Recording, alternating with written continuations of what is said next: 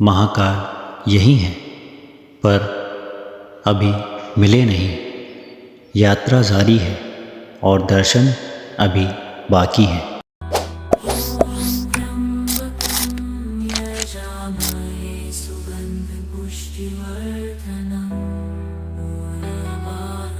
उज्जैन, जहाँ इतिहास, धर्म और काल एक ही जगह पर मिल जाते हैं। इस शहर के बीचों बीच एक शक्ति बस्ती है जिसे दुनिया महाकालेश्वर ज्योतिर्लिंग के नाम से जानती है। महाकालेश्वर ज्योतिर्लिंग 12 ज्योतिर्लिंगों में से एक है, पर स्वरूप में सबसे हम अंदर आ चुके हैं। भीड़ बहुत ज़्यादा है, आप देख सकते हैं मेरे पीछे ये भीड़, बहुत भीड़ हो रही है।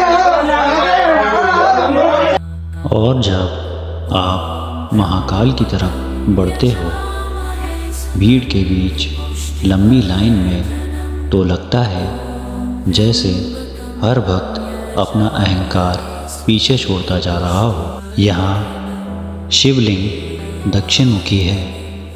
इसका मतलब सिर्फ ये नहीं कि शिव यहाँ अलग दिशा में है, इसका मतलब है यहाँ काल भी शिव के अधीन है। बहुत जल्दी बाबा के दर्शन होने वाले हैं, जिसका बहुत लंबे समय से हम लोग इंतजार कर रहे हैं।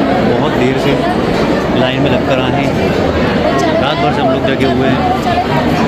वो पल बहुत सुकून देने वाला होगा जब बाबा के दर्शन होंगे। जल अभिषेक की धार गिरती है, मंत्र गूंजते हैं और एक पल के लिए समय रुक जाता है। महाकाल के सामने कोई कुछ नहीं मांगता, सब कुछ छोड़ देते हैं। दर्शन के बाद जब बाहर आते हो तो लगता है जैसे कुछ भार कम हो गया हो। उज्जैन सिर्फ धर्म का शहर नहीं था, ज्ञान और शौर्य का भी केंद्र है। और जब शिप्रा के किनारे सूरज उगता है तो लगता है जैसे इतिहास और वर्तमान एक ही फ्रेम में आ गए हों।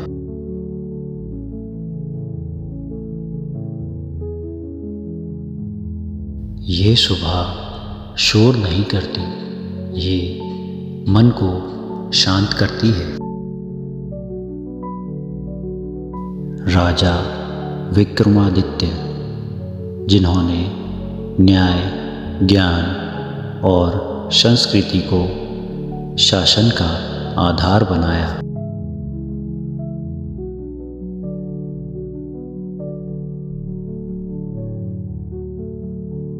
महाकाल के साथ शक्ति का होना आवश्यक है, इसलिए उज्जैन में हर सिद्धि माता मंदिर का विशेष स्थान है। हजारों दीप एक साथ जलते हैं और हर दीप एक विश्वास बन जाता है।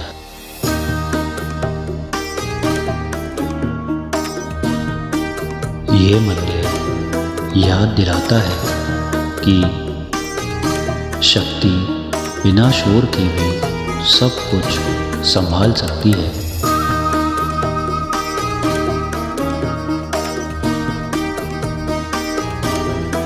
घंटी की आवाज़ सिर्फ कानों तक नहीं जाती, ये सीधा मन तक जाती है। यहाँ भक्ति सिर्फ दिखाई ही नहीं देती, बस महसूस होती है।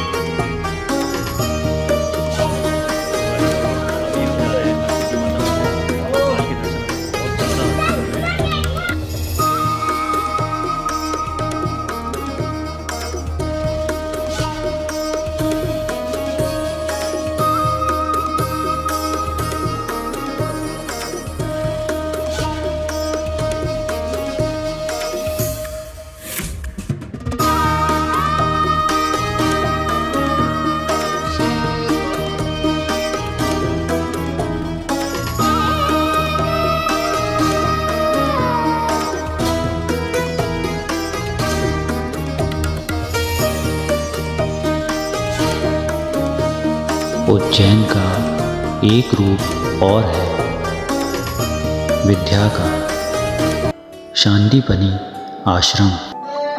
सो गाइस, अभी हम आए हैं सांदीपनि आश्रम में। यहाँ श्री कृष्ण जी ने 14 विद्याएं सीखी थी। चलिए आपको दिखाते हैं।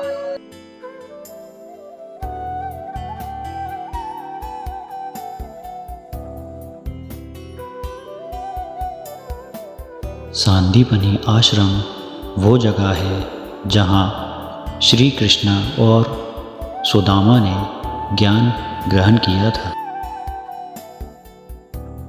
यहाँ समझ आता है कि शिक्षा शोर में नहीं मिलती, शांति में मिलती है। दीवारों पर लिखी विद्या याद दिलाती है कि सच्चा ज्ञान विनम्र बनाता है।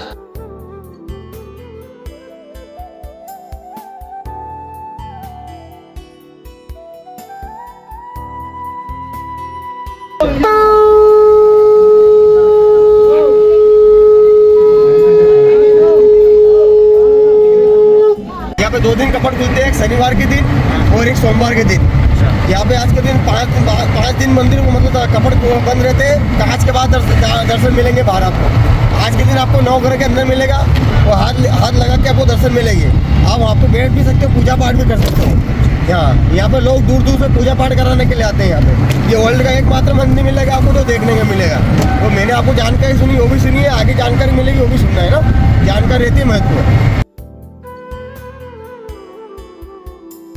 मंगल धाम का शिवलिंग ग्रह शांति और स्थिरता का प्रतीक है।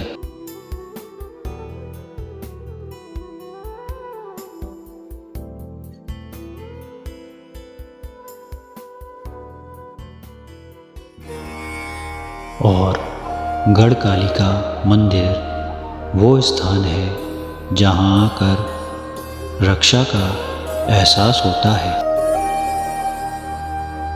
यह मंदिर बताता है कि भक्ति कभी कमज़ोर नहीं होती, वो हमेशा रक्षक होती है।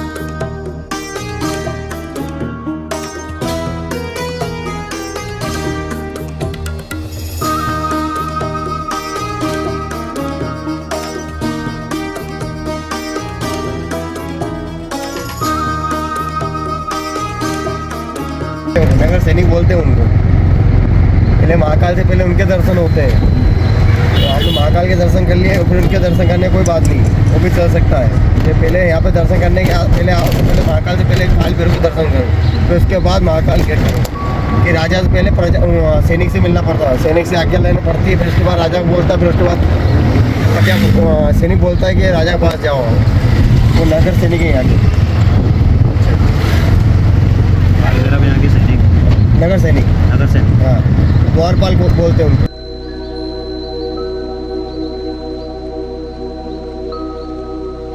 महाकाल के बाद अगर कोई उज्जैन का रक्षक है तो वो है काल भैरव मंदिर।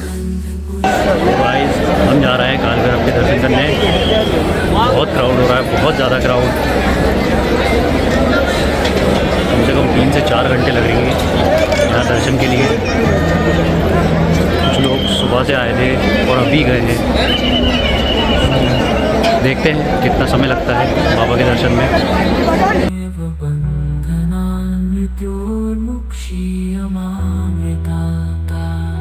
काल भैरव शिव का उग्र रूप जो समय और मर्यादा के रक्षक हैं।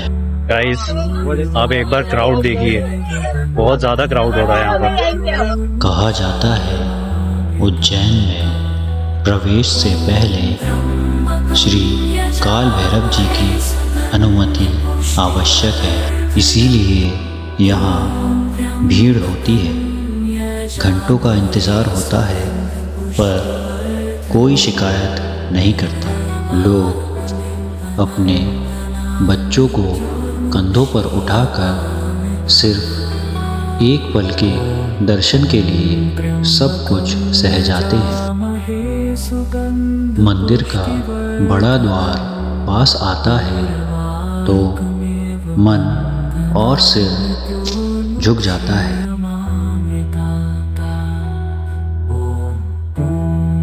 यहाँ भैरव से कुछ छुपा नहीं रहता, इसलिए लोग यहाँ सच के साथ आते हैं।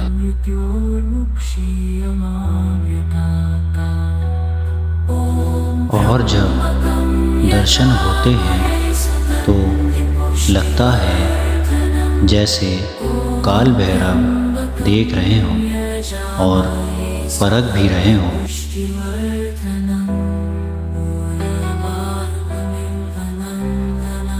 ये दर्शन डर के लिए नहीं, साहस के लिए होता है।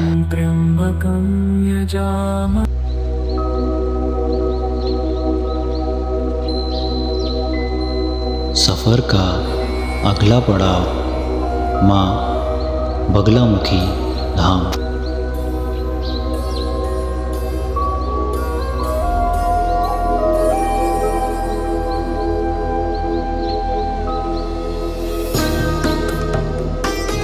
यहाँ शक्ति का रूप बिल्कुल शांत है, पर प्रभाव बहुत गहरा।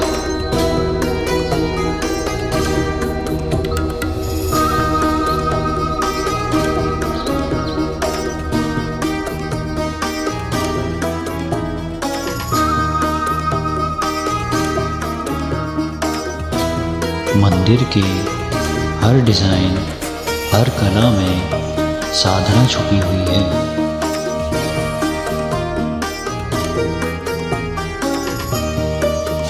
ये जगह सिखाती है कि शक्ति का मतलब जोर नहीं, नियंत्रण है।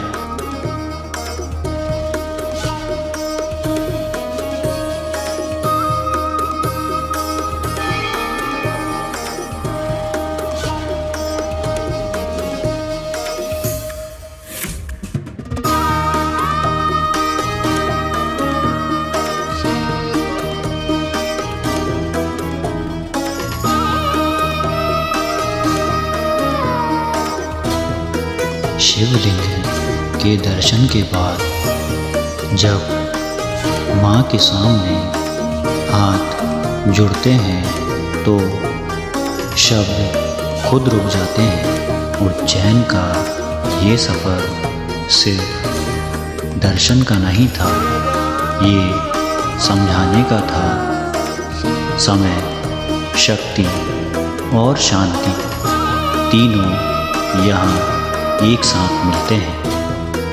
उज्जैन की कहानी अभी बाकी है।